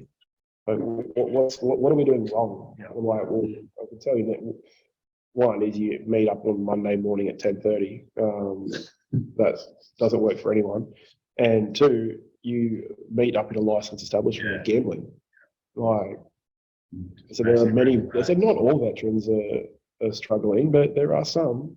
The one, guys sitting at home who potentially could use your services and could use what you guys offer, they don't want to go into an ex-services club or Walls End Diggers or wherever and walk past the pokey room to come up to the meeting. And then you raffle off a couple bottles of wine at the end of the meeting, and then you go down and have a beer at 11 o'clock on a Monday morning. Right? So that's your problem. How'd they take that? Not very well. Thanks for your input. Yeah. See you next week. Well, mate, the look I got, because I went in there representing Soldier On, and I went into, I'll name them because I can, but it was Walls End sub-brand, and I walked into the club, and I had the Soldier On hat on, and I was talking to them, and I told them about what we offer and what we do for the veterans in the area and all that. Then they invited me to stay for the meeting after I finished talking. And I was like, I haven't really been in a sub-branch meeting before, so I'm going to stay and I'll experience this for the first time. The shit fight. And they were screaming, they were saying that they need members, right? Or they're going to die off. And the sub-branch will close and they need new members. So is this the actual club? The sub-branch. Separate to the club? Yeah, separate. So this is a sub-branch organisation. So yes, that one of the biggest is RSLs and RSL sub-branches are different. They're not. They're not. So it took me a long time to work that out, but RSL is like the business. RSL sub-branches is the welfare kind of organisation. It's after veterans. Yeah. So they was in one part they were talking about needing members, right?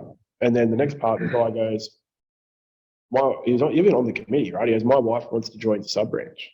And they go, well, our books are closed for affiliate members. he goes, well, can we open them up? And they go, okay, well, we'll open up for 5 new members. And something didn't ring right? Something didn't seem right to me. And we're in the room, there's 15 people. And I put my hand up and I said, can I ask a question? And the death stares that I received is like, how dare you? You are not a member. Like, you keep your mouth shut, kind of thing. And I took my hat off. I literally took it off and I said, look, I'm talking to you as a 33-year-old veteran, not soldier on representative. So you've got 15 guys in the room and you're only going to open up for 5 wives to join. Why? Like, what happens when you get 10 applications? Who are you going to say no to? They go, oh, next month we'll just open up for another 5. So, or you can just open up indefinitely and you just include wives in all you do and everything you do. And he's like, why would we do that? So, well, why wouldn't you? And he's like, because we'll lose the power of the vote. I said, what do you mean? And he goes, well, if we have 20 wives in here and only 15 guys, if they put a motion in, they'll outvote us. And next thing you know, we've lost control of the sub-branch. It's like, you guys. So defeating the purpose. Yeah. And I was there to have a meeting about collaborating with them and working with them in the Newcastle area for the veterans. And I walked out. I said, I'm sorry, but I won't be working with you. There's a massive generational gap. I spoke to you earlier when I spent a bit of time in hospital last year. Yeah. And there was a lot of veterans there. Yeah. There was your Vietnam veterans, Yeah. mostly in World War II. Yeah. They're gone, but yeah, and your Vietnam, and then a few of the other conflicts around the sort of 70s, like Papua New Guinea. Yeah. And then there was all your Afghanistan blokes my age, and they didn't see eye to eye. But they thought they were young pups, don't talk, and the young pups thought, oh, yeah, old fucking farts don't listen. So I think that would carry over into RSL sub-branches now. And there's a big thing with sub-branches as well where, you know, there's guys like my dad, for example, he did 25 plus years, never deployed. So he's got a couple of medals, but they're not wartime medals. And so he walks into a sub-branch with Vietnam vets, right? And they don't recognize, well, they used to, I don't know if they do it now, but they used to not recognize him because he hadn't deployed, hadn't been to a wartime service.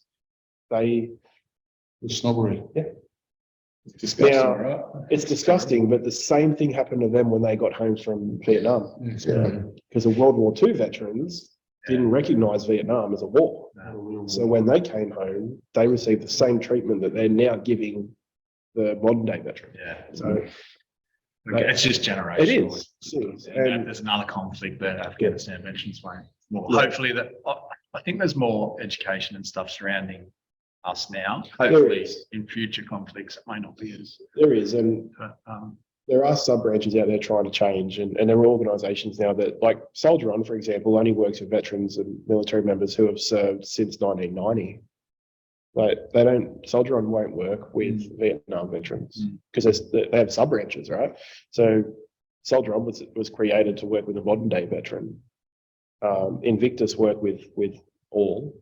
We don't necessarily recognise the time, but we're a modern day organisation that will work with, like, appeal to the modern day veteran. Sub-branches do not. And one of the things I've said to them is families.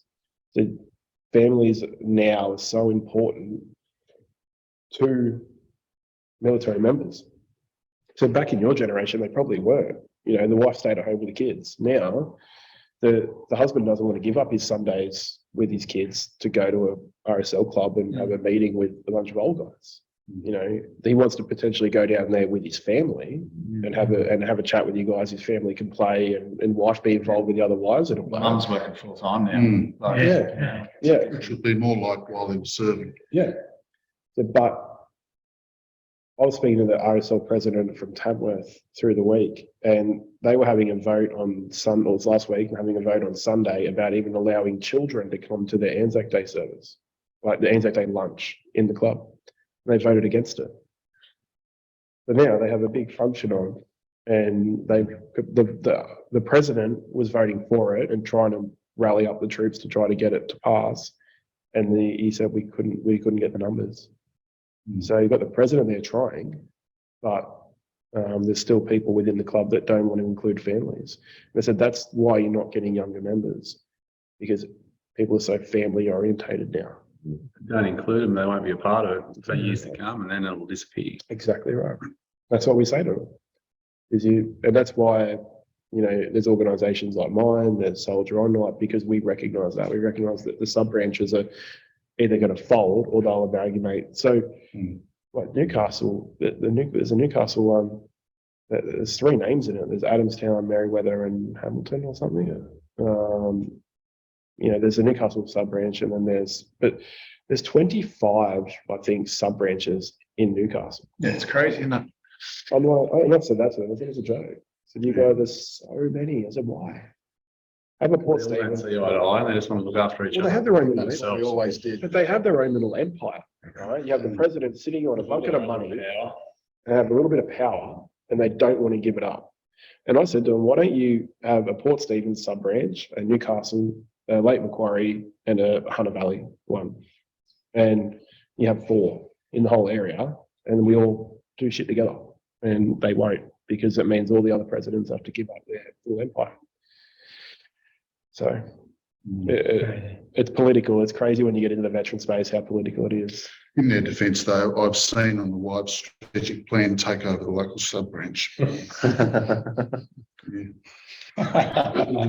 Really careful. That's what they want to do. Yeah, even the guy, we got the United Sports Service Club. I don't know how that sort of fits in with the thing, but they're run by volunteers. They own the building, but it's from what the conversation I've had with the guy was, it's a handful of people going for cheap beers, and it's a fucking beautiful old building that could do some. Like, I don't know, talk to us like, what are you like? You gonna do something better with this, or like, how do you Let it rot and decay. It probably comes down to money. Well, yeah, that's like Management as well, yeah. that's it's sort of like, is there an incentive to that? He said they've just run on a shoestring and just putting ends random. We got 1 full-time employee. That's it. It's like, cool. A thriving business. Or thriving My dad was organisation, a I should say. Vietnam vet, and It's funny, it's in a really weird spot. Like, there's not much parking there, is there? And that's one of the. I know It's on Watt Street there, it's close to the beach, it's close to. Well, that's the thing. It's in a weird spot because it's nice. It's not necessarily really accessible for people. Soldier On had an office in Newcastle on Hunter Street, and really close to everything. No parking, no nothing, and people didn't turn up. People wouldn't come and see us because they couldn't get a park. So, What were you saying, mate? Dad? I was just saying, my dad, after Mum died, he had a little bit to do with, the RSL, would have been the sub branch, but it was disenfranchised about it. He'd never had anything to do with it after Vietnam, and just sort of shunned all the help. He should have probably got it. But then when Mum died, he decided to try it. And I think he did some gym work with them and that, but he said, those guys can't help me. He said, those guys can't do anything for me. Actually, what I found with the older generation was the concept of misery loves company, whereas the younger soldier is more about trying to get on with his life and trying to make the most of it. Whereas this old, they were toxic, and they would sit around and talk old war stories, and it was just like misery loving company. They were just like this black cloud that would walk around the facility. That's what I found as well within my job at Soldier On in the social corrections side. I used to do a coffee group every Friday, one in Singleton and one in Newcastle in Maitland area, and the Maitland one took off. It was in a really good spot, and we had about 20 plus guys every week. We had spouses, we had former serving, sometimes actual serving guys turn up, and as soon as someone mentioned the word DVA, the whole feel of the room just went bad. And next thing you know, we're all sharing stories about how DVA fucked them over. It's like, guys, come on. Let's focus on something else. Because it's right.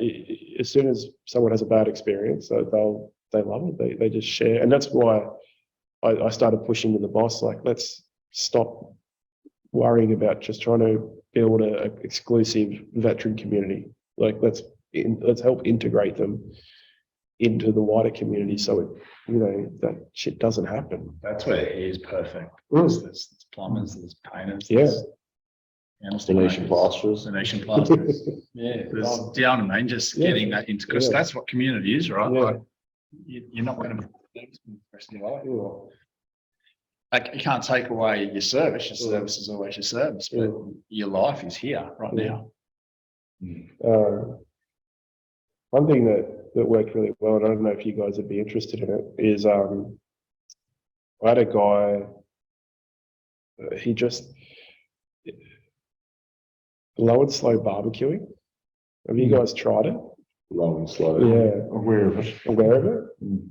I introduced a bunch of guys to it last year, and then I got introduced to it and I've got 9 barbecues at home. I absolutely love it. The freezer's always full of meat, ready to. Sounds like we got a trip to Madeira. Hey, mate, I'll come in. 9 barbecues. Oh, we only did one. Bike ride. There's a good track at Medowie. That was on the way to Dungle. It is. Well, What are you doing if you? no, well, like, Food ready for How many the beds you got? no, well, the reason I bring it up is because it's something that I did it last year. So we went to a guy's farm. There was 6 guys there. Got introduced to barbecuing, right? And a mate of mine took it up and went kind of crazy with it, and then I followed suit. And we started sending to shit each other all week, but every week. He just went to meat stock in Toowoomba and won steak. Right. Yeah, right. So he won, yeah. And then he won a golden ticket to go to America to go and compete against the world's best. That's massive. Yeah. But what that's done for him, and it's something that involves the whole family. And that's what I love about it, is I sit at home now, put the footy on the Sunday afternoon, and I'll have the smoker going and cooking. I'll cook dinner for the family from 8 o'clock in the morning. That's that reason why, right? Yeah. Like that Jordan Peterson talks about having a reason Yeah. why, not you don't want to get pissed every day. Like having had that focus, that hobby, interest, love, passion. But if you guys want to learn how to do it, we could do a day here. Yeah. Low and slow. My mouth's watering. I'm thinking about it because we had James, one of the guys, who's a chef. Yeah. I think, who was it? You? Were you here? Yeah. The whole table was full, but yeah, he just came and cooked a bunch of delicious steaks and just there was some salt and butter on them. Yeah. And I was just coming off the back of a 24-hour fast. Yeah. I just could not get enough of the fat. So crooked that night, like my guts were just like, I was cramping, but it was so good. So, but yeah, I haven't had like a smoked or done a, so that would be No, I could. I'll talk to Phil, and we can try to tee something up for maybe when it gets a bit warmer. We'll do coming in the summer. Maybe we'll do a day here. I could just We'll do it in winter. What is it? fucking winter, stand around the barbecue, mate, Yeah, with a beanie on. yeah. But Bars and barbecues. Nice bars and barbecues. I think There's that's something in that. the ultimate There's something. combination. Just bath in a fire pit. Yeah, got some fire pits out there. Good work. but Fire and ice. But no, that's just and that's something that I've just started doing. That is really what it's done for me is allowed me to stay at home and feel comfortable staying at home. I was always on the go, right?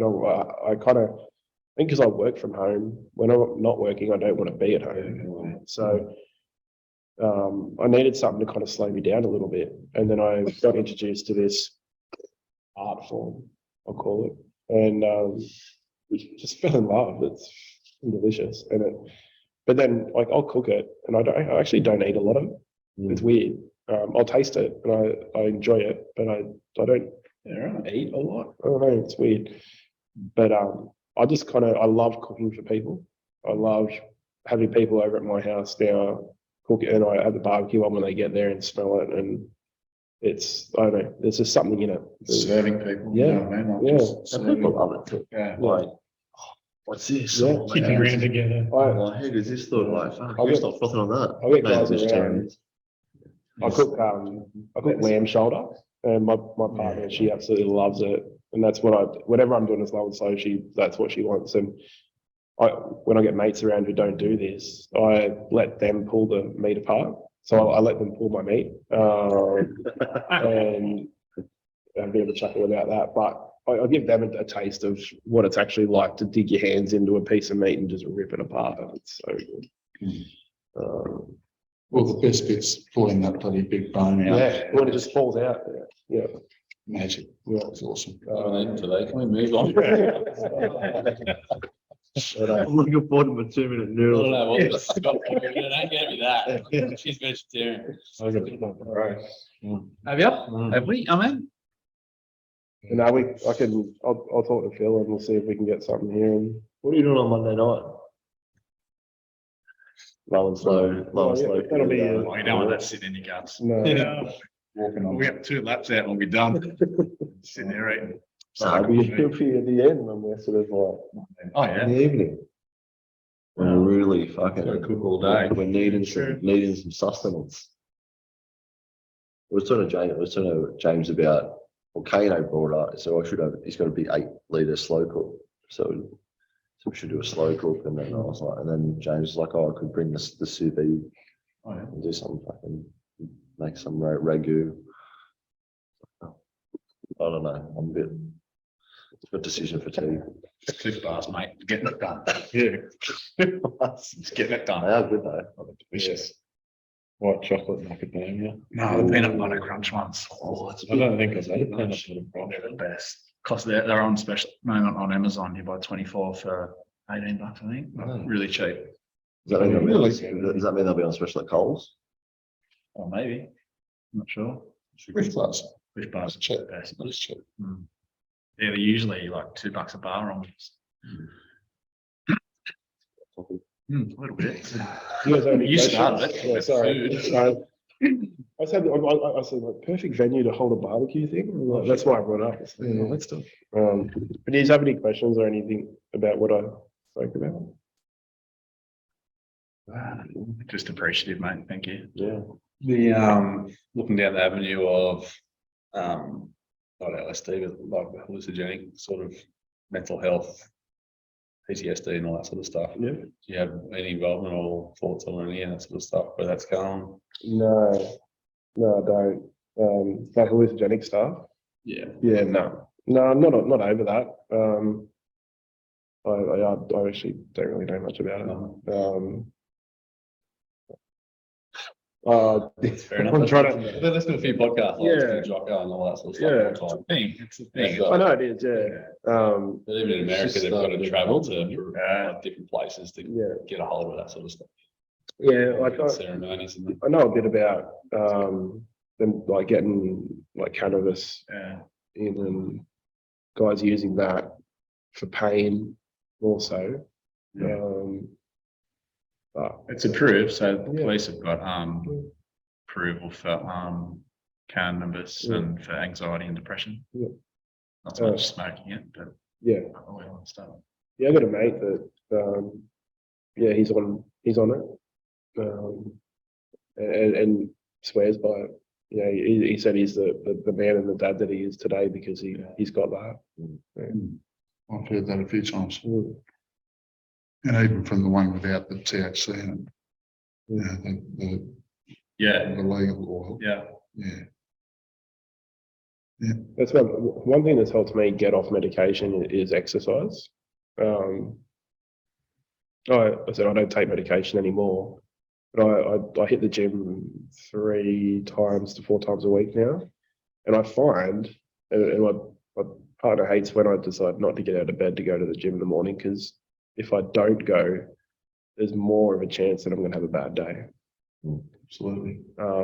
By 2 o'clock in the afternoon, I'm kind of ready to shut down, and I'm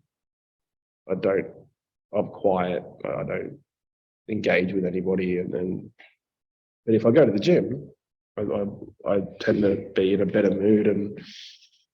Funny that, isn't it? Yeah. Well, but it's actually bizarre because I find when I don't go to the gym, I'm exhausted. Yeah. As soon as I eat lunch, Yeah.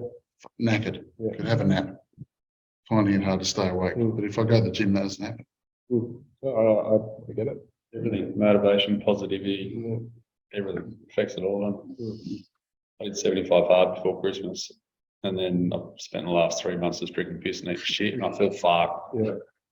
internally and externally. It's fucking You look depressing. I think so. You should cut him open and see him on the inside. No, Pizza last night wasn't good, and the kids wanted pizza, and the missus is crook, and I wasn't cooking. So Do you reckon, a question I've got, you said you're still seeing various people. And do you think that's part of the reason you're enabled to not be taking any medication anymore? Thinking more specifically about antidepressants. It is because I kind of go in now to like just to check in, and it allows me to reassure myself that I'm still doing something. You know, going to the gym, I've got that support network. You know, I've got my family, I've got my partner, I've got a psych, I've got, you know, the gym, and I've got these things around me that are there to help me through. I don't need medication I don't need to, and I had a time where things were pretty bad. I went through a phase where I was suicidal is a bad word to describe it. I wasn't necessarily suicidal, but I was thinking about it a lot. And Suicide light, isn't it? yeah, Like you're not going to actually take yourself Yeah. down, but it's it's Have there. you thought about killing yourself? No, but I've thought about it. yeah. Yeah. And I ended up going on medication again. Yeah. And it got worse. Like, Was it a medication you'd had before or a Yeah. new one? no, the same one that I was on prior. Yeah. And it got like, it was scary bad to the point where I was probably the closest I'd been since the highway incident. And everything was great at home. Like there was nothing going on at home, or it was weird. So I took myself off it again and went back to the gym and kind of got right again. I did think about going to the doctors and getting the blood test to see what antidepressant works best for me, but I haven't yet. Is it something that you can do, like a specific blood test, and they'll give you a? Did you guys know? Yeah. I didn't know. I didn't know you could. Yeah, you can. You can ask them. They'll do a blood test. They'll do some tests on it and find out what antidepressant medication is best suited to your biology. Right. So they'll rule out a bunch that won't work for you. Yeah. And so people who do it find out that the one they've been on for 5 years doesn't work. That'll be part of the standard approach to prescription psychology, psychiatrist. Your mental health plan. That's should But I just know that. That's fucking Because you've mind-blowing. got to pay for it. Yeah. Is that So right? they asked if I wanted to do it in hospital. It was going to cost about $80, and I think I said no. I don't know why. But back then I didn't pay for anything with medical, so I'm like $80. I'm like, wait, Raf can pay for that, and they're like, no, Raf don't pay for it. So I said no. Yeah. I wasn't even. I had a very bad experience when I changed medication or went from not having any to going on to one I'd not had before, and it was. I don't know if it was misprescribed or mistaken, but I had, worst 3 days of my life, and there was no question of it then. Yeah. It was just, oh, fuck, that didn't work. Well, we'll try this one. Yeah. Same thing, I got put on like an epilepsy medication. It was completely the wrong thing to what I needed.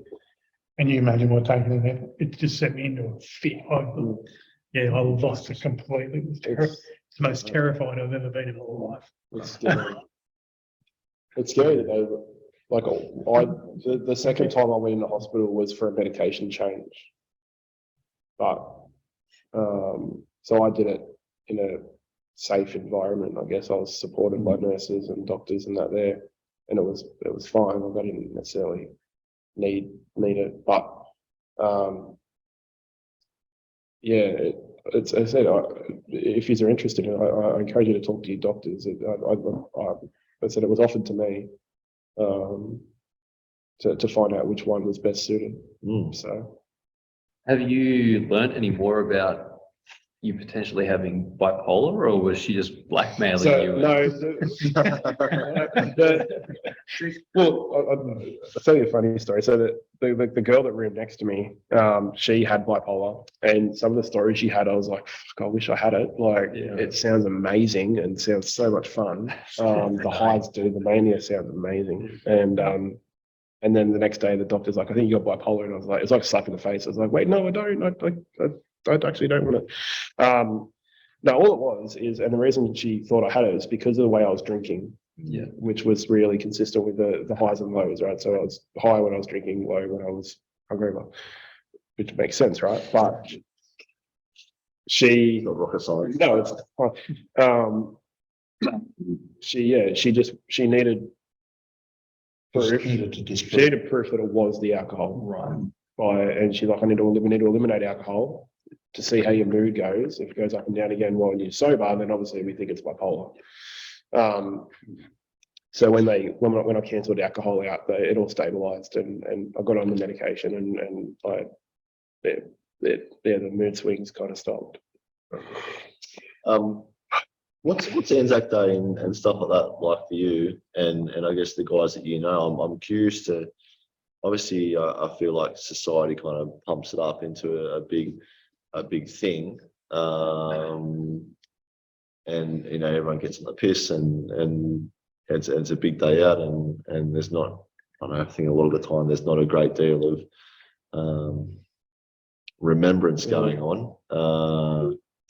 What's it like for you guys that have been in it and are still going through it? Is it a big day for you guys? Is it something that you'd rather forget? It's obviously an opportunity to get together with guys. Like, is it? Yeah. How do you feel about society kind of doing what they do? Like, I'm interested to understand that. No, it's a good question, because I'm looking back on it. When I was in, Anzac Day was like our funnest time of the year. Like, it was awesome because we were allowed to drink in uniform. And for us, that was only one day a year kind of thing. Like, we weren't allowed to do that. So we usually go away and represent somewhere. I'd go to Taree, or I'd go somewhere where there's no base, and I'd go and do the march, and you'd go to a town, and you'd want to be the little celebrities that you're in uniform, and all the crowd come in and speak to you, and you go to the lunch and stuff. Now that I'm out, it's hard. Like, it's a day that I really, when I did my divorce papers and all that, I said to my ex that Anzac Day will always be with me, like with custody. And I said I will always have them, and they're to be with me for every Anzac Day, because to me it's about sharing it with family now, and it's about educating the kids on what it actually means and why we do it. And explain to them that it's so much more than the antics that they might see after lunch. So I make them get up for a dawn service every year now, and sit out in the cold, and they'll sit through it, and I teach them why. I'll tell them why. For me, it's a day that it's all about the camaraderie. For me, it's about getting together and remembering. It's about telling stories. It's about. I always look for a guy that who may have served in Vietnam and go and sit with them and have a beer, or go and have a chat, and just kind of let them know someone cares, and hear their story. These guys live for that day, and so many are happy to sit down and chat to you about what they did and who they are. And so for me, it's about remembering the sacrifice, I guess, that was laid down by the young guys that went over to war. But it's also about the camaraderie and the courage that they've shown, and try to instill that in the younger generation, and try not to let that be forgotten, because it is heavily. It's all, there's so much focus on what time's too upstart. It's all about getting drunk and I think it's important, and it is for me to make sure that the real meaning isn't forgotten, and there is still a highlight on the service in the morning, in the dawn service, and I don't like the idea of people going out on Anzac Day who haven't been to a service. Like, if people want to go play two up, that's fine. But I think if you're going to take the day off and you're going to go play two up, at least go to a service and actually pay some tribute to the guys who have fallen before you, you know. But people who don't do anything for Anzac Day and only just go play two up, that kind of annoys me a little bit. So, you know, it means something different for everybody. And my grandfather, I'm third generation Air Force. My grandfather served as a gunny as well. I went into the same trade as what he did, which was by chance. It wasn't even planned. So it's about remembering what he did, and it's about, and I think it touched on a bit earlier, is paying tribute to the guys, not just focusing on Gallipoli. You know, we've had some wars since then. You know, and people have died, and the people have given up their health and since Gallipoli, and there is a lot of focus just on that war and that battle that sometimes the modern day guys get forgotten about, it seems. And I don't know how that's going to go in the next 10, 15, 20 years when the Vietnam vets all start to die and there's none of them left, you know. And we've got hardly, I don't know if we've got any World War II ones left, but I think there's only one last year, but soon it'll be the Vietnam era that are no longer here. So then is that when it's our turn? Like, is that when there's going to be a real focus on, you know, Afghan, Iraq, and I guess there's I don't know what the curriculum in school is. When I was in school, it was all about Gallipoli. But for me these days, the kids and I go occasionally, not every year. We've been probably 5 times. Canberra was when we started going, which is a silly choice. Fucking cold in Canberra. But for me, and I said to the kids, it's the day is about gratitude for what we have, and for those people who've helped provide it for us. And that's all the wars, but also the people behind them and the families behind them, and the, you know, all of this stuff that goes into it. So that's, you know, that's how I thought it should be described to the kids. That's how they got it from me. I agree, and it's, you know, it's about making them realise that they don't have all of this for nothing. Thanks for listening to the Junto Men's podcast. Our mission is to share high-quality information for regular blokes who either want to be better or who might be going through some tough stuff. We really hope you got some value out of listening today. There's an African proverb that says, if you want to go fast, go alone. But if you want to go far, go together. So if you did get some value out today, we'd love it if you left us a comment, we read them all, you shared it with a mate, or even gave us a 5-star review. We love getting that. If any of what we have spoken about today is interesting to you and you'd like to know more about what we're about and what we do, you can find us on Facebook, Instagram, or on our website from the link to the notes. We'll hopefully talk to you soon. Cheers.